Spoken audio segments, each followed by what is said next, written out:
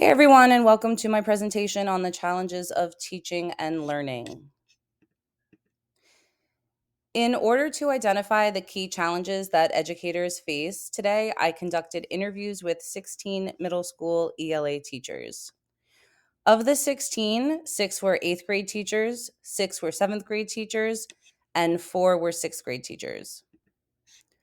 My process included conducting one-on-one in-person interviews. It was important to me that these interviews were conducted in a private setting where teachers felt comfortable enough to be open and honest regarding their concerns. Each interviewee was asked to describe the two biggest challenges to teaching and learning. Little other prompting was given. I was interested to see teachers' responses when no explanation was given and left challenges open to their interpretation, as opposed to focusing them in on challenges we face with students in teaching and learning. I did this purposely because I know that there has been a lot of complaint about the administration and the tone of our building as of late, and wanted to see if that showed up in the responses. The results were then collected and analyzed, and three key challenges were identified. Compiling the data into the table seen here allowed me to analyze it as a whole and to see where there were issues that were related in one way or another, so that I could identify three areas of focus from a variety of different answers.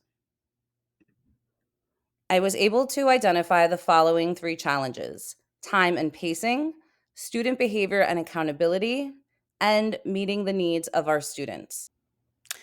Time and pacing, which can be broken down into the areas of student and teacher expectations, was identified by 8 of the 16 teachers interviewed as a major area of concern. In terms of student expectations, this translates into the amount of time students are allowed to complete a task, how much wait time is given, and the amount of time students spend per week in each subject. In terms of teacher expectations, time and pacing refers to having to move through learning modules on time, having the same time expectations for different student populations, the amount of time in the workday provided to tend to the workload, and meeting administrative deadlines and demands. Student behavior and accountability was indicated by 7 of the teachers as one of the two biggest challenges they face today. This includes classroom and behavior management, as well as motivating students on a daily basis to do their best. This also includes addressing individual behavior issues in the classroom, how the ladder of referral functions in the school, and the way in which teachers are held accountable for student behavior. Many of the interviewees noted the lack of parental support as one of the main reasons for student behavior issues and a lack of student accountability in school. Finally, meeting the needs of diverse learners was cited by 7 teachers as one of the two biggest challenges they face in education.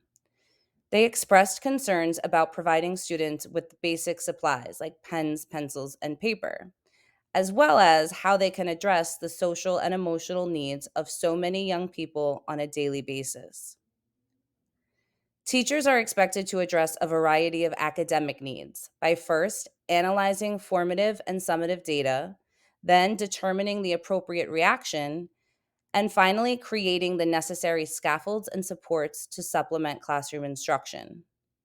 Teachers noted that they feel they are unable to effectively balance meeting student needs with meeting the demands of the administration. When considering our course readings, the leadership theory of instructional supervision through collegial relationships and communal leadership could be considered in addressing the needs of the staff as well as the needs of the administration in this school. Schools that foster collegial relationships have a sense of shared responsibility among teachers and staff. Supervision becomes the work of both teachers and administrators, and there is a focus on teacher growth as opposed to a focus on teacher compliance. Building collegial relationships in a school facilitates teacher collaboration and promotes a culture of ongoing, reflective inquiry. Using a communal leadership style in this case would give educators a voice in their school and promote the type of democratic educational setting we want our students to emulate. Teachers are the experts in a communal leadership model and would have a say in department expectations and setting deadlines.